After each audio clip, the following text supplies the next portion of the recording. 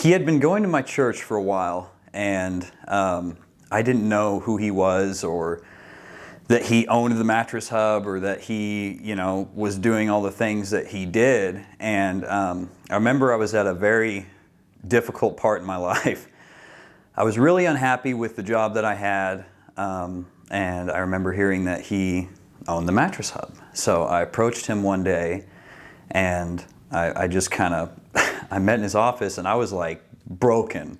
And he didn't have any positions available for me, but he barely knew me, and he literally created this custom, IT/customer service position just to try to give me something to do, and helped get me out of a place that I was very unhappy with. Now, one thing Ryan did not know at the time is that I had struggled with drug addiction for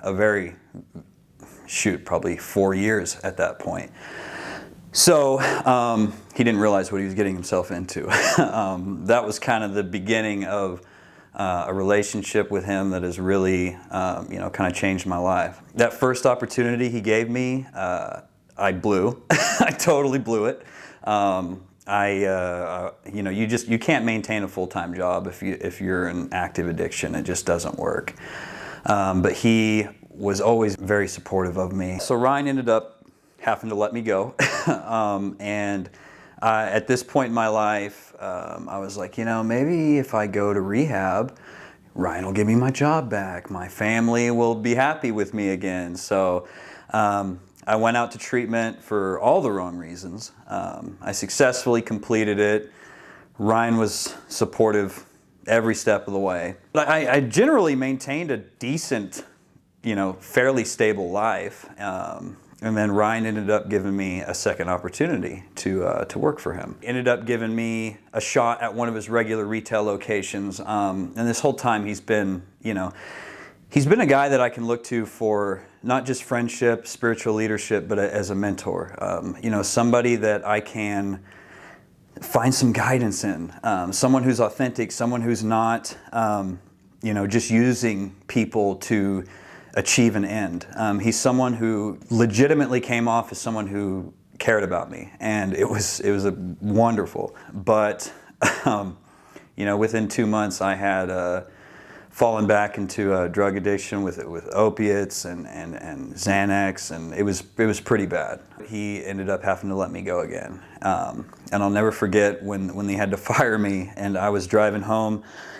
And 30 seconds later, maybe 2 minutes later, he's calling my phone, and he's like, "Hey, Emil, buddy, what's going on, man? Like, what's wrong?" And I just kind of, I broke down again, but I really wasn't ready to surrender to the fact that I was powerless over these drugs and alcohol. And the next 2.5 years of my life get really dark. I ended up becoming a IV drug user.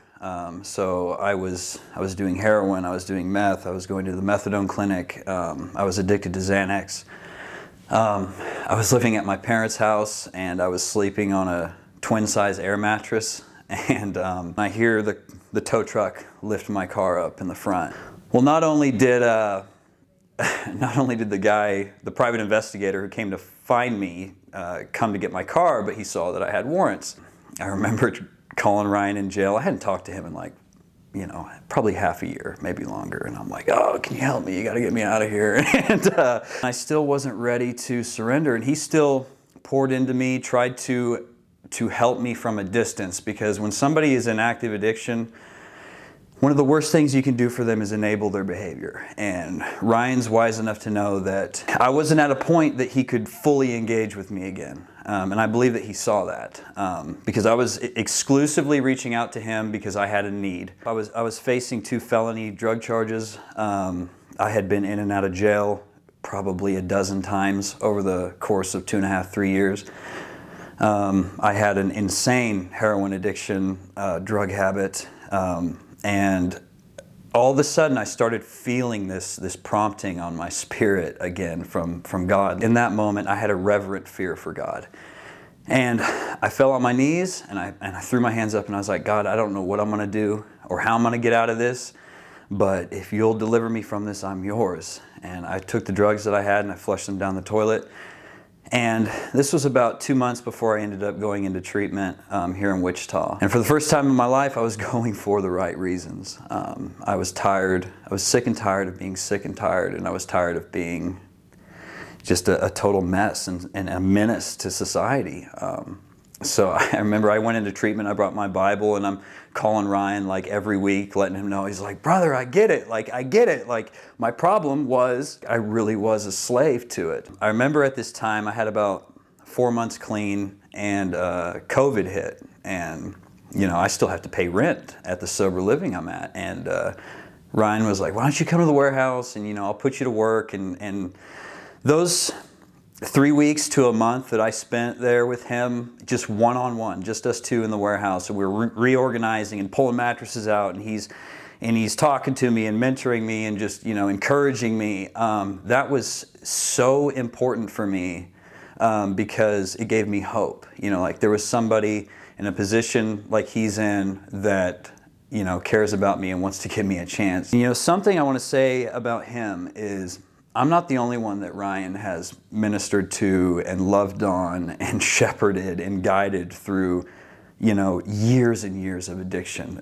You know, there's 2 or 3 or 4, you know, 5 other guys that I can think of just off the top of my head that he has personally brought into his organization, tried to minister to, tried to help. I've seen him pay out of his own pocket to send people to go to rehab, and that's not cheap. He had nothing to gain from that, and I've seen him do it several times. Today, I'm financially stable. My relationships with my family and my friends have all been restored. My faith is the most powerful it's ever been. I'm getting ready to step into a leadership position for a new sober living that's opening here in Wichita. I really believe that the substance abuse problem here is the worst it's ever been. I'm not even kidding when I say it seems like every week I hear about someone else who's died. It's typically fentanyl related. And Ryan has really shown that he cares about this problem in particular, and I've seen him put the action behind those words. So I fully support him in pretty much anything he's going to do because he's supported me.